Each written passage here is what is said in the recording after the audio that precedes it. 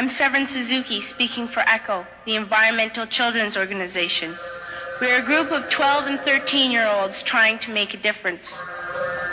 Vanessa Seti, Morgan Geisler, Michelle Quigg, and me. We've raised all the money to come here ourselves, to come 5,000 miles to tell you adults you must change your ways. Coming up here today, I have no hidden agenda. I am fighting for my future. Losing my future is not like losing an election or a few points on the stock market. I am here to speak for all generations to come. I am here to speak on behalf of the starving children around the world whose cries go unheard. I am here to speak for the countless animals dying across this planet because they have nowhere left to go. I am afraid to go out in the sun now because of the holes in our ozone. I am afraid to breathe the air because I don't know what chemicals are in it. I used to go fishing in Vancouver, my home, with my dad, until just a few years ago we found the fish full of cancers. And now we hear of animals and plants going extinct, every day vanishing forever. In my life, I have dreamt of seeing the great herds of wild animals, jungles and rainforests, full of birds and butterflies. But now I wonder if they will even exist for my children to see. Did you have to worry of these things when you were my age? All this is happening before our eyes, and yet we act as if we have all the time we want and all the solutions. I'm only a child, and I don't have all the solutions. But I want you to realize, neither do you. You don't know how to fix the holes in our ozone layer. You don't know how to bring the salmon back up a dead stream. You don't know how to bring back an animal now extinct. And you can't bring back the forest that once grew where there is now a desert. If you don't know how to fix it, please stop breaking it. Here, you may be delegates of your government, business people, organizers, reporters, or politicians.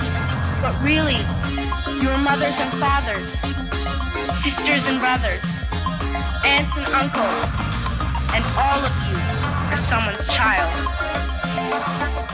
I'm only a child, yet I know we are all part of a family, 5 billion strong. In fact, 30 million species strong. And borders and governments will never change that. I'm only a child, yet I know we are all in this together and should act as one single world towards one single goal. In my anger, I am not blind, and in my fear, I am not afraid of telling the world how I feel. In my country, we make so much waste.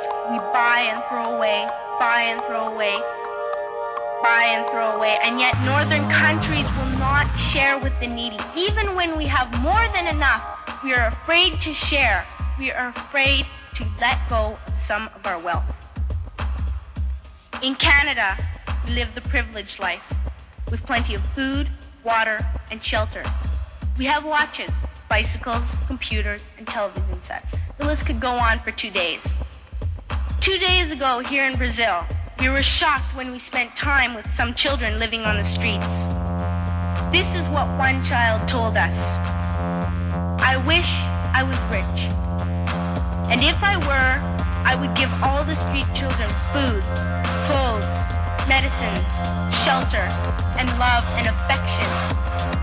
If a child on the streets who has nothing is willing to share, why are we who have everything still so greedy? I can't stop thinking that these are children my own age, that it makes a tremendous difference where you are born. That I could be one of those children living in the favelas of Rio. I could be a child starving in Somalia, or a victim of war in the Middle East, or a beggar in India. I am only a child, yet I know if all the money spent on war was spent on finding environmental answers, ending poverty, and finding treaties, what a wonderful place this earth would be. At school, even in kindergarten, you teach us how to behave in the world. You teach us to not to fight with others, to work things out, to respect others, to clean up our mess, not to hurt other creatures, to share, not be greedy. Then why do you go out and do the things you tell us not to do?